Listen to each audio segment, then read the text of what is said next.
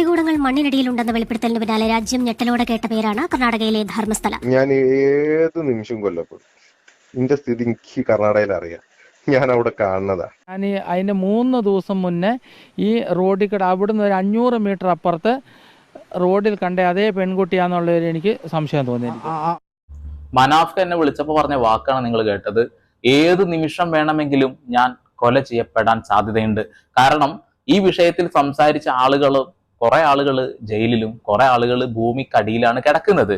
ഒരുപാട് അമ്മച്ചിമാർക്ക് സങ്കടമുണ്ട്, ഇത് പറയണമെന്ന് ആഗ്രഹമുണ്ട്, പക്ഷെ പേടിയാണ്. അതിന് ഉദാഹരണമായിട്ട് മനാഫ് എന്നോട് പറഞ്ഞൊരു വാക്ക് ഈ ഒരു വീഡിയോന്റെ ഓഡിയോയിലുണ്ട്. അതുകൂടാതെ തന്നെ ഒരു ലോറി ഡ്രൈവർ ആയിട്ടുള്ള ഒരു വ്യക്തി ഒരു പെൺകുട്ടിയെ ഓടിക്കുന്നത് കാണുന്നു. 2 ദിവസം കഴിഞ്ഞ് അതേ പെൺകുട്ടിയെ മരിച്ച നിലയിൽ അമ്പലത്തിന്റെ ചുറ്റുവട്ടത്തായിട്ട് കാണുകയാണ്. അങ്ങനെ ആയിരക്കണക്കിന് പെൺകുട്ടികൾ എന്ന് പറയുന്നത്, അത് 1000 ആകാം 10,000 ആകാം.